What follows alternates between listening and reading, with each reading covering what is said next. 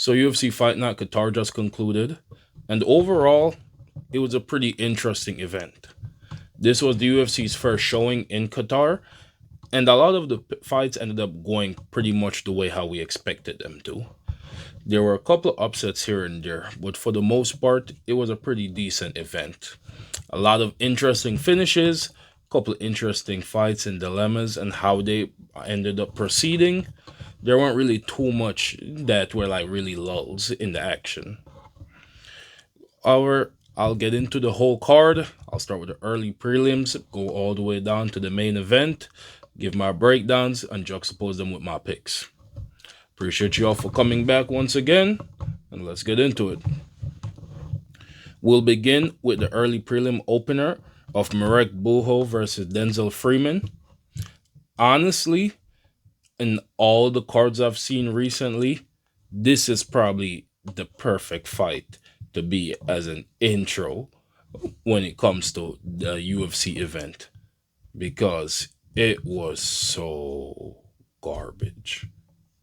In my opinion, this was trash. It was boring. There wasn't much action from either fighter. They didn't take much risk on either side. Even though I had Marek Boha as my pick, but Denzel Freeman, he barely edged it, and he edged it due to the unwillingness to really take risk. Denzel Freeman was just simply doing more. He was more active. Wasn't landing anything crazy. Wasn't doing anything crazy. Couple of high kicks, sure, they're crazy for a heavyweight, but they weren't crazy within the grand scheme of actual effectiveness in the fight. It was a lot of stationary movements, a lot of slows and lulls, especially for the heavyweight division. This was not a fun fight. It was the perfect way to start it because it was undoubtedly the worst fight on this entire card. It was the perfect way to start it because at least we got it out the way before we actually got into the fights that were interesting and fun to watch. Denzel Freeman manages to edge it out in a 29-28 decision in the end after a long, grindy slugfest, a lot of clinching, little movement, no arms. It was just nasty to see. But Denzel Freeman won by decision. Congratulations to him. But let's move on to the next fight. We already spent enough time on this one. Now, moving on, we have Nurullo Aliyev versus Shamrock. This fight was a lot more interesting. Still not the highest paced fight of the night. Don't get me wrong. And in my opinion, based off my breakdown, I did have Aliyev as my pick. But how I saw it going, it kind of went a bit of the opposite. I thought Aliyev would have started off a bit slower, a lot more back and forth in the beginning, and then Aliyev would have just gotten better as the fight progressed more and more, and thought he would have gotten the finish closer in the later rounds. However, how it ended up proceeding, it looked a lot more that Aliyev started out very strong. He was very dominant in the beginning, lots of striking, a lot of big winging punches. He had Shamrock dazed multiple times. It looked like he was going to get the finish early instead, but as the fight progressed, Shamrock got more and more into it. Found his range a little bit better. He started big fighter. Like, respect to Shamrock because he really grinded out and made sure to work for a lot of those positions. By the end of the fight, Shamrock was the one who looked like he had the better cardio. Seemed like he was the fighter who was coming to life a lot more as the fight progressed. He seemed a lot more of a threat later in the fight than he did earlier in the fight, which is rare to see. So even though he ended up losing, and this was not a robbery, he rightfully lost, but it was good to see the fight in him, as well as how he constantly adjusted to a bad situation. Overall, pretty decent fight, especially after the garbage dumpster fire that we had to start the card off with. Moving on, once again, we picked up the steam for the entire card with Ismail Nurdiev versus Ryan Loder. I had Nurdiev as my pick, but I didn't think he was going to come out like that. I thought, especially being a fighter who's returning to the UFC and still trying to get into his zone, I thought he would have been a little bit more cautious, a little bit more posturing back and forth, and then really build as the fight came. No, Nurdiev came back to make a statement, and the statement was absolutely made. He went in, he was laughing, smiling the whole time. He found his range, he was throwing threatening shots, and he didn't just throw them as a threat. He threw them and they were a threat. He eventually managed to find that chin offloader, landed, got him out of there almost as fast as he got in. He overwhelmed and dominated Loader with minimal. Just looking at the strikes of 3-1, that doesn't reflect the total strikes thrown, but it's not that far off because Nurdiev was throwing threatening shots and he definitely wanted to get in and out as swiftly and as efficiently as possible. Excellent showing from him. Phenomenal statement making performance. That was a great I'm back and I'm here type of performance. Love to see it. Moving on to the next fight, and we'll definitely keep an eye on Nurdiev in the future. Now, this is the second fight in which my pick was wrong. We had Beskat Almakhan versus Alexandre Topuria. While I was live streaming for this fight, saw a lot of people had misplaced expectations of Alexandre due to Ilya's success. I personally picked Almakhan, and I think Almakhan still had a great showing. But in most of his fights, Almakhan is the most dangerous striker in the cage. Even when he fought against Umar Nurmagomedov, he was more threatening on the feet than Umar was. It wasn't until the grappling came that he uses the equalizer and to get through the fight. However, that was not the case with Alexandre. A lot of people keep not understanding that Alexandre, despite being Ilya's older brother and having a very similar style, he is not Ilya. People are expecting this superpower, fast, knockout fighter. That's not Alexandre. Yes, he can get knockouts. Yes, he's technically good, but he is accumulative in his damage. He doesn't have the big winging shot power that Ilya has. Ilya is the better fighter, the much better fighter. Alexandre has a lot more gaps in his game. His striking is not as clean. His combinations are not as fast. His power, as far as the power in his shots, is not as great. He is physically stronger than Ilya, as in when you get into clinch exchanges, he's physically stronger. But even down to his technical jiu-jitsu is just a little bit worse than Ilya's. So he's a little bit worse everywhere outside of physical strength, and it is noticeable. And it was noticeable, especially in the first round against Almakhan. Initially, you saw that Almakhan was landing more shots and better shots initially. Almakhan started off when they both were fresh. Almakhan was the one who was landing more often, took him off his feet a little bit with leg kicks. Overall, by doing when they were in the same realm, Almakhan had the advantage. The difference is Alexandre is very, very, very defensively sound. He kept his sensitive spots guarded, face protected with that high guard, had his elbows tucked in properly to counter any body shots and body blows. Even when he was knocked off balance, he recovered very fast. He was very good at mixing in some of those judo throws, as well as trying to advance that position when it came to the grappling exchanges. And you also saw that Almakhan was very much ready and prepared for that. Alexandre was also a lot more paced and controlled than Ilia Topuria. He spent a lot more time building the fight, whereas Ilia would kind of go into the firefight a lot more. Alexandre took a lot more time building, and that just show it could be considered fight IQ, but also could be considered one of his flaws in comparison to his younger brother. But you saw him throughout the rounds for this fight by being the more defensively sound fighter. While Almakhan had the more initial firepower, he had more strikes landed, had more strikes thrown, had bigger shots. He was also getting tagged a lot more. He was getting tagged a lot more directly. He got cut in the first rounds, and he just got cut more and more and more as the rounds progressed. And you saw that Alexandre more or less stayed the same throughout the entire fight. paced themselves and kept advancing. So if I had to kind of do a visual description of what happened, if Alexandre started here and Almacan started here, Almacan was burning a lot hotter. So he also burnt out faster.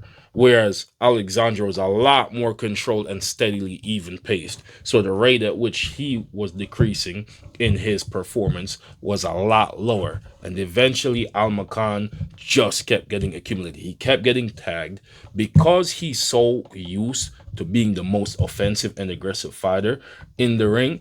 You can see that he didn't really focus properly on some of his defensive flaws. And Alexandre really played into that, really accumulated his strikes, really accumulated the damage, and just more and more as the fight continued, just made it more definitive. Almost got a finish a couple of times in the later second round, and especially the third. Once you saw that Almacan was a lot more tired and had a lot more accumulated damage on him. Overall, I honestly think it's a solid performance from both fighters. I think it gives Almacan some stuff to work on, and even Alexandra as well. But I think that it also served as a reminder for a lot of people who expected this to be kind of a Dagestani counter, like the breed of the Georgian-born fighters, so to speak, like the run with people like Ilya and Marab and even Armin, to be honest, to have the people born from Georgia in that circumstance.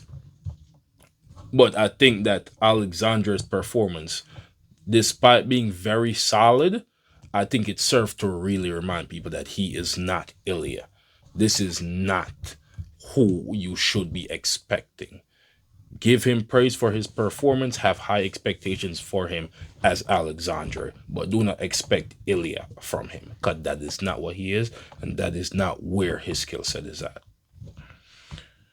Overall, still great fight, but moving on. Once again, the card just kept picking up. After that dumpster fire in the beginning, the card got better and better. Right here, we have Abdul Rahman Yakev versus Rafael Cricera. Listen, I ain't saying that it was a Dariush, but he made sure to get Cricera out of there as swiftly as possible. It wasn't 16 seconds, but it was just twice as much.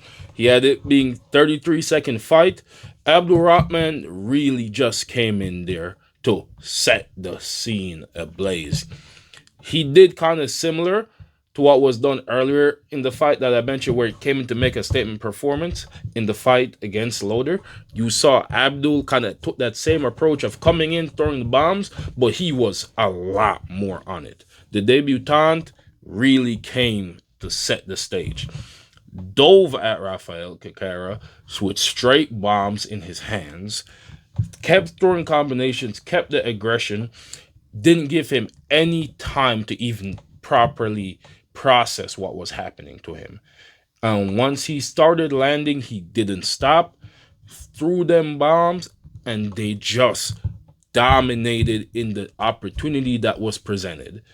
I'll discuss, elaborate on that even further when I get to Uzdemir against Manyfield. However, you saw Cricera succumb to the power and the pressure because he just wasn't good enough to adapt fast enough, and he didn't have that skill set to slow down. These are the moments where you force clinch exchanges and grappling exchanges, when you're getting overwhelmed by just dominant striking. And Abdul, understanding that, gave no opportunities for escape and smothered Cricera as swiftly and efficiently as possible. Excellent performance, excellent statement making performance, especially for the light heavyweight division. That is also one of those divisions that's having a lot of people and circulation coming up. This is a great way to put your name in the hat of a short list of people who should be considered to be built by the UFC. Moving on, we have Alex Perez versus Asu Albabayev. This was also a pretty good fight. This is a solid fight. A little bit slower after like some of the hype that was building up to this point. Just a little bit more controlled. It was a decent back and forth. Initially, I said the name of the game was it was Alex Perez's striking versus Asu Almabayev's grappling. While Almabayev was striking with Perez and he was making certain adjustments, he was getting hit a lot. He was getting tagged a lot. Alex Perez had the superior boxing, better infighting, dirty boxing was looking good. He was landing a lot more. In moments, he looked like he was kind of overwhelming Asu Almabayev. Almabayev also had the fight IQ that I said Krikera lacked. In those moments, you saw Asu Almabayev slow down the fight utilizing his grappling, and then whenever he had the advantage, you saw Alex Perez do the same thing. It was a very, I would say it was a fairly matched fight in how the back and forth was, in how they tried to implement their wills respectively, in how they interpreted the flow of the fight and tried to redirect it. Overall, very good performance by both fighters. However, that was just for the first and second rounds. When the third round came along, you could tell that Asu Almabayev was aware that this is getting too close. And he came out and dove at him. You saw he landed his strikes in order to catch Perez off guard to open with. And before Perez could properly start being prepared for his next move, he jumped on the choke.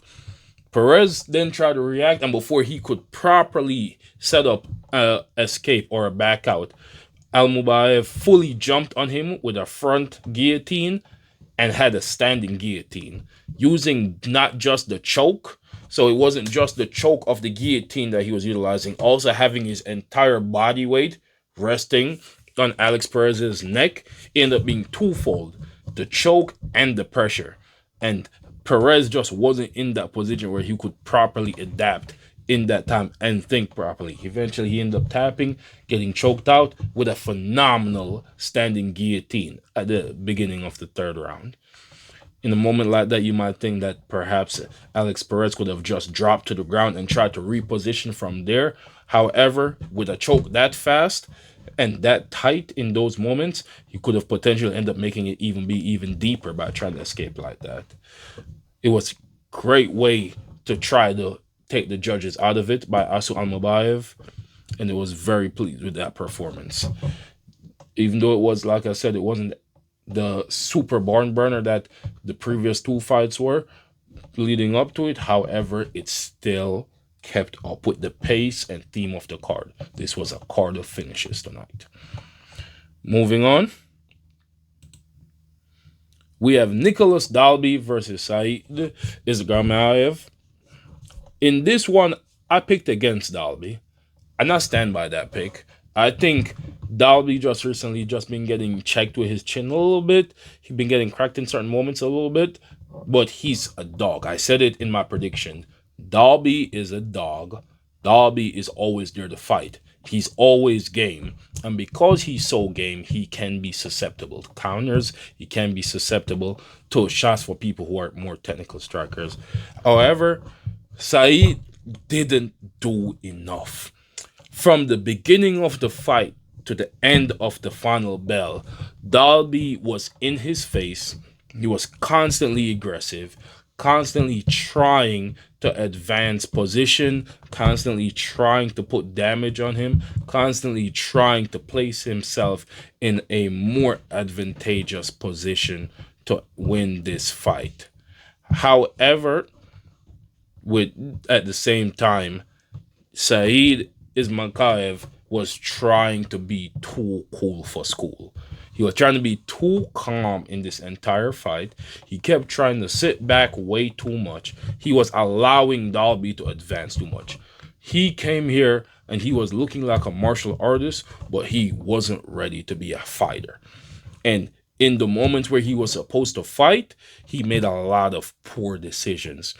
He tried, like, constantly trying to force a takedown against the cage, being outstruck, outlanded, a lot of these things, and still trying to force takedown, not willing to back out and dive into the striking, not willing to focus more on finishing techniques when you know that you're probably behind. Like even down to the very last couple seconds, like the last 30 seconds of the fight, you're trying to force takedowns. You are behind. You can tell that something's behind. The third round, you don't know if you're up or you down, but you know it's close. And you're telling me that you're in a clinch situation trying to force a takedown against somebody who's been very good at getting back up throughout the entire fight and has been the much more aggressive fighter in the exchanges. That is poor fight IQ. Those were terrible decisions in essential moment. And eventually all of it added up, just leading to Nicholas Dalby's victory by decision. Do I think that Saeed has all the technical capabilities of winning? Yes, I think he does. But similarly to a Leon Edwards, who has all the talent in the world and all the technical skills, you having the ability and having the potential isn't enough. It doesn't really mean anything. It's about the execution and usage of said talent and abilities. That is the thing that makes you really special. And in the case of Said Ismakayev, he just didn't execute his abilities to the way that he was capable of. Whereas Nicholas Dalby fully focused on imposing his will. And that's what he did. That's why he won. Moving on, we have the last part of the prelims, which was Bogdan Grad versus Luke Riley. Well, I tell you, my picks, for the most part, my picks were hitting tonight. Feel me? Look at it. Luke Riley was my pick of the night. How he did it was unexpected, though, because I expected Bogdan Grad to be the one who had the potential of the knockout. I said such. I think Luke Riley was fully capable, skill-wise, of winning this fight. I expected him to win this fight. That's why he was my pick. However, I thought that the bigger knockout threat or the bigger finishing threat was Bogdan Grad. For a couple reasons, thought he had more power, thought he would have been more aggressive in his approach, and he was. That first round, Bogdan Grad was completely on it. He pushed a crazy pace in the first round. He was on Luke Riley like white on rice. He gave him no space. He pushed all the takedown attempts. You see this. You see 4-0. He was pushing the takedown. He was pushing the aggression. He was pushing a lot of those initial strikes. Don't let the 17-20 fool you. In the first round, it was not that close. Even when we look over to the significant strikes by target, you see that most of these were headshots. That means that Bogdan Grad is landing largely heavy headshots against Luke Riley. Shout out to his chin. Lots of heavy headshots against him. Lots of takedown threats. Lots of pressure. Lots of pace. It was a lot. Luke Riley went with his teams, rallied, and came back out more ready and more prepared in that second round.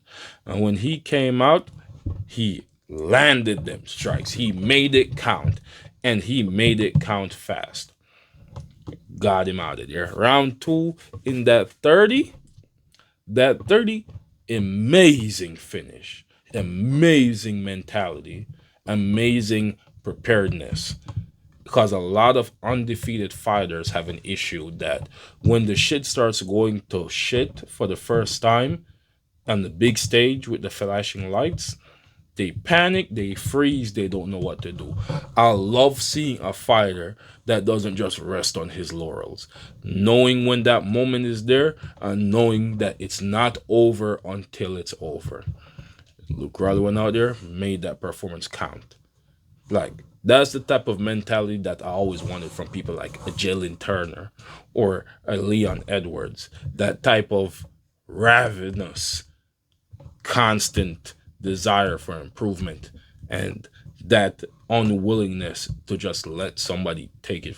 The unwillingness to give it up. They have to take it from you. I love seeing that from fighters, especially upcoming fighters. Great performance, great attempt from Bogdan Grad, great execution from Luke Riley. Moving on to the main card. We have One of the I know one of the few picks I got wrong on the main card, but I had Tagir Ulanbekov with this one. I had him by decision, but wow, did Horiguchi make a statement. Horiguchi been away from the UFC for some time now. He came back. Thought it would have been a battle of Tagir's wrestling and Horiguchi's jiu-jitsu. I thought that Tagir's striking fundamentally was better and it would have been good enough to overall allow him to like grind out a decision against Horiguchi. That is not what happened. This shit felt like torture. And it felt like Tagir was getting tortured. He, from the very beginning, he got beat from pillar to post by Horiguchi. He looked like a child in there with a wild, ravenous beast. He stood no chance in this matchup. He looked like he was in a train wreck. Horiguchi gave him no mercy, dominated him in every single aspect of the game. Horiguchi, look at the total strikes. It's 10 strikes. Mind you, this went to round 3 before it ended. It's 10 strikes to 120. Horiguchi was having his way with him. Everything he threw landed, and it only landed more as the fight went on. Tagir couldn't get his timing, couldn't match Horiguchi's speed, couldn't match the angles. He couldn't properly take the shots. Tagir has heart though, because he stayed in there for a long time. But when you even look at the exchanges, look, 6 significant strikes to 49. Horiguchi was beating him silly. When you look to get them to take on Horiguchi, nullified every aspect of his game and shredded him. It was merciless. It was merciless.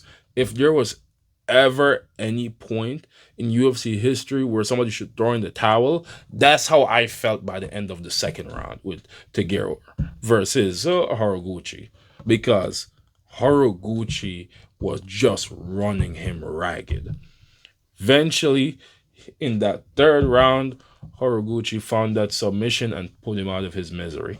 And despite that, once again, the heart of Tagir, because Tagir didn't just let it happen. Tagir had to be put to sleep. Once again, he wasn't giving it up. He had to take it. And Horiguchi most certainly took it. But overall, valiant effort from Tagir Ulanbekov. And congratulations on the return of Horiguchi. With that type of performance, I'm super excited to see what else he has in store for us. Moving on to the next fight. We had a short notice replacement.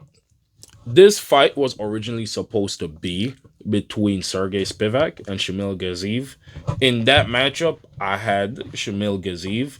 I just felt as if Sergey Spivak, despite being the better skilled fighter, just fundamentally lacked the durability and power to match Gaziev, as well as to overcome the height and size differences.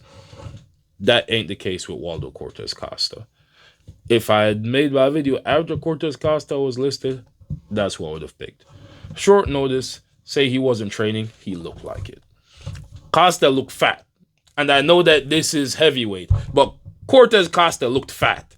Like, I know salsa, they call him salsa boy, but he looked like he was eating shitload of chips and salsa in that matchup. He looked bloated, don't look practicing. However, you saw the difference in the new generation versus a typical old generation heavyweight. Shamil Gaziev, big power puncher, great boxing fundamental, but he is kind of the old stereotype, dive forward, land a blow. Land a big glancing blow and knock them out. That wasn't the case with Costa. Costa's footwork, some of the best in the division, and he put that on show. Costa avoided. He got tagged here and there, but nothing landed too cleanly. And then he was able to avoid and skate around. A lot of the bigger glancing blows avoided the range of Shamil Gaziev from those proper target landing marks and shots. that landed the counters. One thing I loved from him was in the initial 30 seconds when you saw Shamil Gazif start throwing and try to back him up against the cage. Costa had the wherewithal and the awareness that a lot of fighters don't, which is sometimes the best defense is a good offense. When Gazif started swinging at him wildly and tried to get him out of there quickly, Costa backed up and kept swinging back. And both shots landed from both fighters, and Gazif realized that, oh, he got a little bit of power to him. So he can't just recklessly dive in. Costa found his footwork, outpaced him, used the jab initially, as he often does, to land and set up some decent shots, and then put him out of his misery once he landed a hard enough blow. Nice straight shot that folded Gazif, let him drop straight back. And after that, within the same month, Costa has had two very, very statement-making performances. Costa has officially put his name in that. We were already talking and considering him beforehand, but he's really putting himself and putting his name on the short list of considerations. Even when you look at his most recent loss against one of the guys who at one point was considered the scariest person in the division, in Sergey Pavlovich, it was phenomenal in hindsight when you consider that somebody who's considered so dangerous, has so much power, basically a superior version of Shamil Gazif. And that fight went to decision. He was in it the whole time, and even though it was clear that he lost, it still wasn't a crazy looking fight in hindsight. And then the run he went on, if anything, the win against Costa is aging really well for Sergey Pavlovich. But right now, Costa, the swagger that he's going with, and then even though I'm a Tom Aspinall fan, I like what Costa is doing. Constantly picking at Aspinall, coming out with that eye patch, even giving one to Bisping, which is hilarious. Like, he's trying to egg Aspinall on. He's trying to create a personal beef so that he can skip and jump the line and get that shot in the title. And I'm not going to lie, god damn it, he probably deserves it. At this point, after that rematch against Cyril Gane, the very next fight I'd like to see, if he continues winning, is probably Waldo Cortes Costa. I expect him to lose. Personally, I'm saying ahead of time, I'd expect him to lose. However, especially watching this, if Aspinall gets past Gane, I think Cortes Costa should be the next one in line. It'd be very interesting. I think a lot of people would be interested in it as well. However, we'll continue to watch and see how these divisions unfold. Moving on, we have Jack Hermansson versus Metabek Uruguay. Uruguay moved up to welterweight, his first showing at the division. Honestly, Uruguay did what we expected him to do. March forward, was very aggressive. Despite the massive length and reach disadvantages, he just kept getting in. And Hermansson started off well, understanding his rage, landing here and there. But the aggression of Uruguay is just different. How good is Rebecki? It's like Uruguay kept charging forward. He risked, and that is one of the things that a lot of fighters, I said it about John Whaley in the last fight. Uruguay is the definition of what I mean when I say sometimes you have to risk getting knocked out in order to land the knockout. Uruguay kept diving forward. He knew he had to breach the gap. He knew he had a massive disadvantage to overcome, and he didn't care because he needed and wanted to win. He dove at him despite what was coming back, and once he got close enough, he kept throwing bombs. And when one of them landed and discombobulated Hermansson, he threw some more, and then he threw some more. And that is how it should be. If you want to win and you're at such a major height, reach disadvantage, especially when you're the one moving up a division, you have to be ready and willing to do everything to prove that you belong. And sometimes that's going to get you knocked out. And other times You have to be prepared for that possibility and completely disregard it and do it anyways. And Uruguay showed that. He overwhelmed Hermanson with just constant pressure and onslaught. He got him out of there with no problem in the first. Fantastic. Excellent performance. Moving on to the next fight.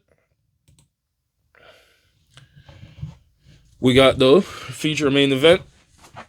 Once again, my picks keep landing. We had Volkan Oezdemir versus Alonzo Menifield.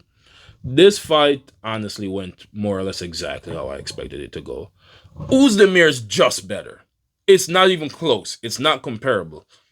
There's a reason why Oezdemir has been ranked in the top 10 for so long and all these years, whereas Menifield is occasionally on the fringe of top 15 or at risk of getting out of it. Menifield's biggest advantage in this matchup is just his raw power. That's his only advantage. Oezdemir's faster. Oezdemir is more technical. Oezdemir is more experienced. Oezdemir is more well-rounded. Oezdemir is fought higher level competition. It really and truly isn't a close fight when you look at it on paper. And the only thing that make me even consider Menifield being able to last any amount of time is because he has that big winging power that can take your lights out. That's it. And Volkan Oezdemir did exactly what I expected him to do. Gave him no respect. Found them combinations, found that pressure, and finished him as swiftly as possible. Oezdemir came in, landed some more, backed him up. You pressured him against the cage so that he doesn't have that space to run. And once he did, he hit him with combinations, and he didn't stop until he was unconscious. He overwhelmed him. Menifield couldn't react properly because Menifield is not a technically skilled enough fighter to have the tools necessary. Doesn't have the good enough and the clean enough striking to counter back appropriately. That big winging shot, he was so being peppered and then hit and tagged and barraged so much, he just didn't have time to properly think about it. Doesn't have the wrestling pedigree and or skills or experience necessary to shoot in a moment like that to try to change the tempo of the fight. He had nothing he needed, and Oezdemir washed him like that. Made it look easy because it was. This was a huge mismatch from the very beginning. Congratulations to Oezdemir. Tough luck to Menifield. Moving on to the next fight. We got the co-main event of this fight. And the last pick that I got wrong. We had Belal Muhammad versus Ian Machado Gary. I thought Belal Muhammad was going to win this one by decision. I thought that Belal would have learned a lot from the JDM fight.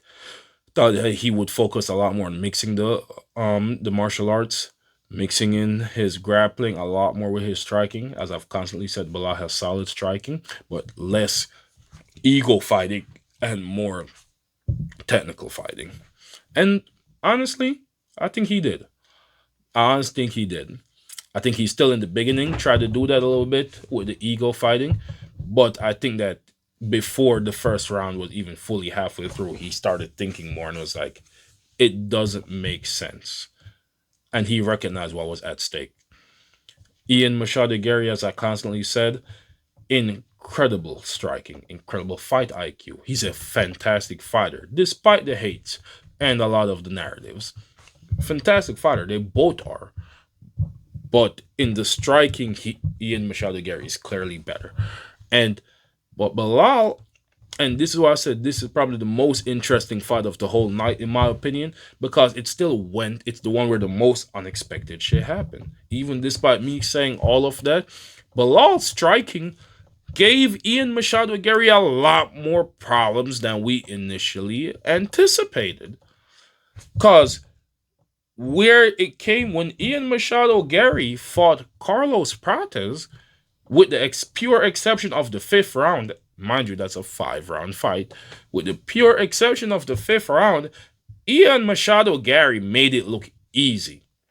To put it into perspective, in the first 3 rounds, in the first 4 rounds, Ian Machado Gary completely 10-9'd Carlos Prates. Barely got struck, was landing very cleanly. He looked way too fast for him. He was outclassing him.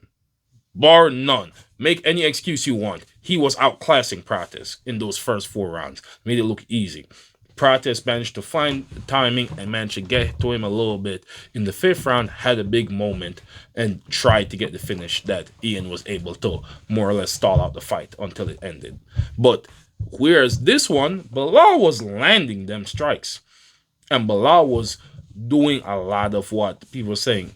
Bilal was clashing in, trying to crash in, landed them strikes, landed the dirty boxing, got tagged, got cut early, was constantly getting damaged, but he understood that, kept going, started mixing in the takedown after already finding some success with his striking, mixing in the takedown attempts, but Ian Machado Gary's takedown defense, can you say brick fucking wall? Oh my God, talk about improvements in the game. This was one of the things I said in my predictions, in that I don't know how his takedown defense looks after spending all that time in Brazil with Oliveira at Shoot the Box. And boy, was it looking spectacular. Nothing Bilal tried landing. Bilal did not attempt nowhere near this many takedown attempts against JDM. And Bilal still took him down a couple of times. In this matchup, with the way how Bilal was really mixing it and putting it on Gary, from finding success with the striking to the takedown attempts to mixing it up, and Gary still was doing well. He had a couple moments. Bilal hit him with some shit. Bilal hit him with some shots that really spun him a little bit, but nothing that drew crazy big reactions. But a lot of stuff that had proper impact on it. Whereas with Gary, a lot of his counters, they also were pretty big shots on Bilal. But we all know Bilal got a pretty decent chin on him. But in this back and forth, Gary gradually picked apart and drew a bigger distance with the striking. And then he was able to stave off the grappling. And honestly, like I said, I could see it being 29-28, depending on how you scored. I believe it was the second round, if I'm recalling correctly. Like, I can see it being a 29-28, but I'm not gonna lie to you. Like, if you had it 30-27, Ian Gary, which 2 of the judges did out of 3, I can't say that's the wrong decision, because Gary looked very dominant in a lot of moments. It was either the first or second round that I personally would have given to Bilal based on pace, if you chose certain factors. But Gary, you say 30-27 for Gary, I can't say that's the wrong scorecard, because it truly didn't necessarily feel that way. Gary looked phenomenal.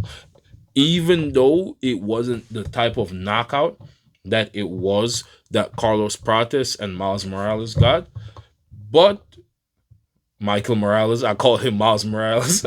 He really must be Spider-Man. But the type of performance that Michael Morales and Carlos Prates got, I think that Ian Gary has done enough.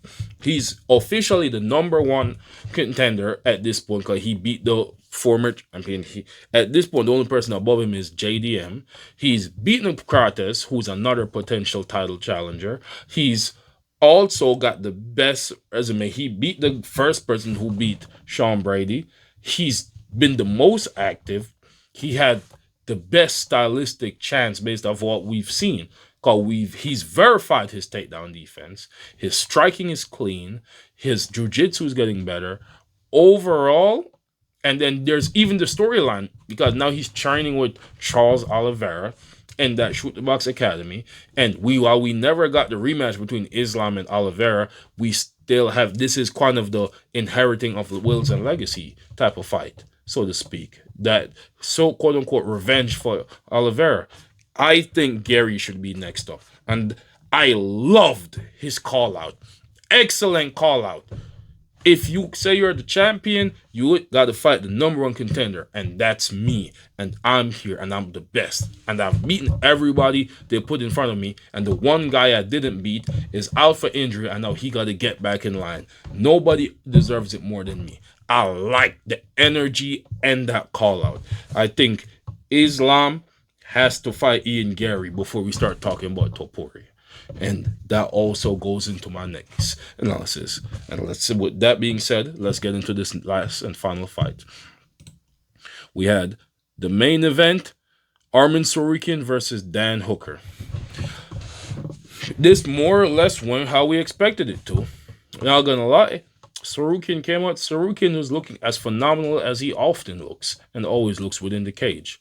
If Tsarukyan wasn't a self-sabotaging idiot, Tsarukyan could have even potentially already been the champion. He's that good. He's just dumb outside of the ring. But inside the ring, he's one of the best in the world. Arguably is the best in the world. When you see this, Tsarukyan, very aware of Hooker's game. Hooker started off looking decent. But when it came to the striking, as I said in my prediction before, Tsarukyan has a comprehensive game. Hooker, decent boxing, decent range awareness, but that wasn't what Tsarukyan was going for. Tsarukyan mixed in the kicks. Tsarukyan had more power on his shots. As I said, you saw that his shots were more steamy. They drew bigger reactions. He mixed in the grappling. You saw the grappling improvements with Dan Hooker. The way how that first round ended, especially even Dan Hooker being able to kind of smolder some of that top pressure and some of that ground and pound that Tsarukyan was trying to get off by kind of being positionally aware and sound. Hooker looked good in those moments. He looked calm. He looked improved.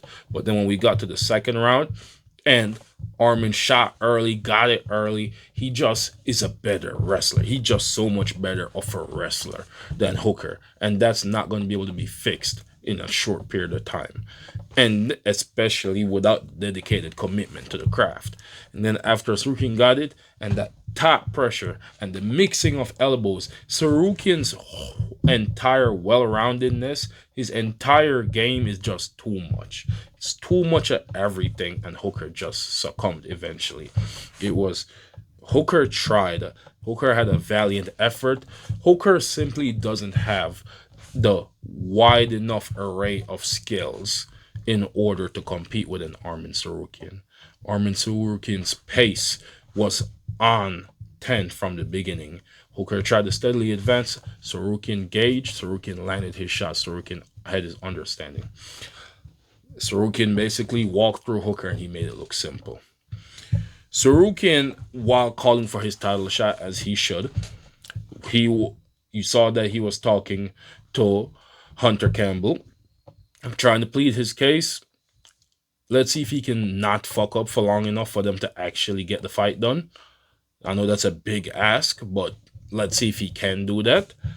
However, another flaw with Tsarukyan is not even a flaw, just a flaw with the fight of Tsarukyan versus Ilya. Tsarukyan tried to call out Ilya. He tried to call Ilya into the cage and try to get a face off there. Ilya basically ignored him and stonewalled him.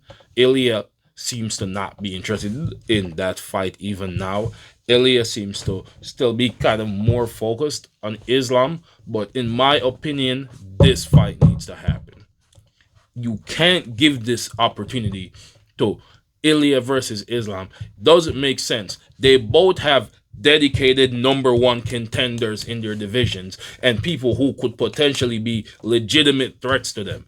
They don't have the heart to get this super. If you want this super fight, handle these two defenses first, then you proceed forward. Because when I look at Armin versus Ilya, and I actually look at that matchup, it's very interesting.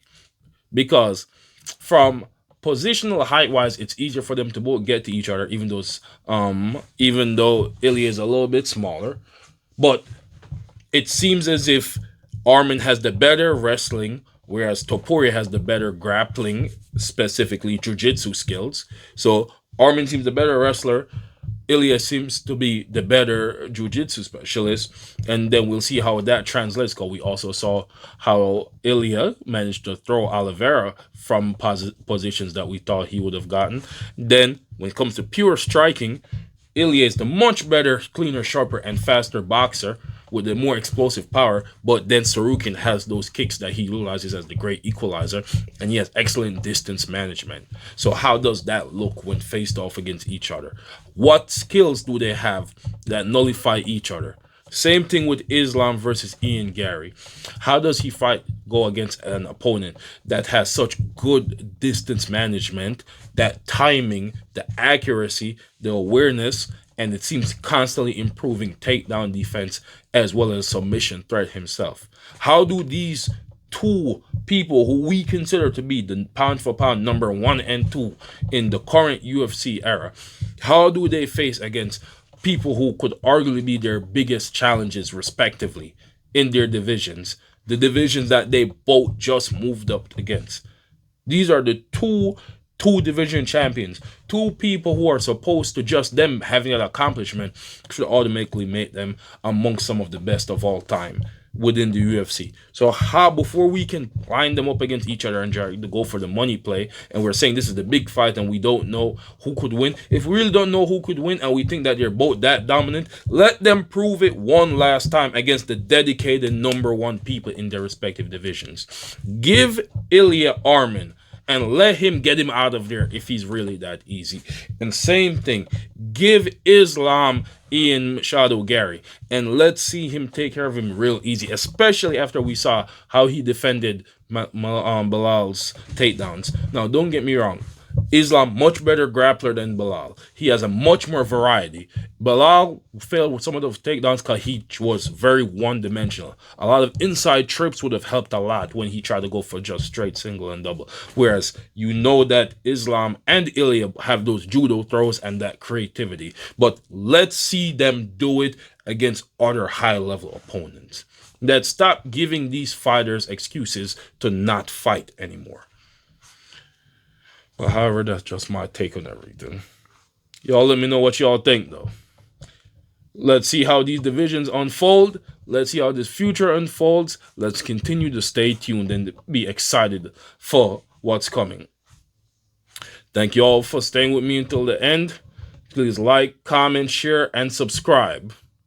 Until next time. Peace!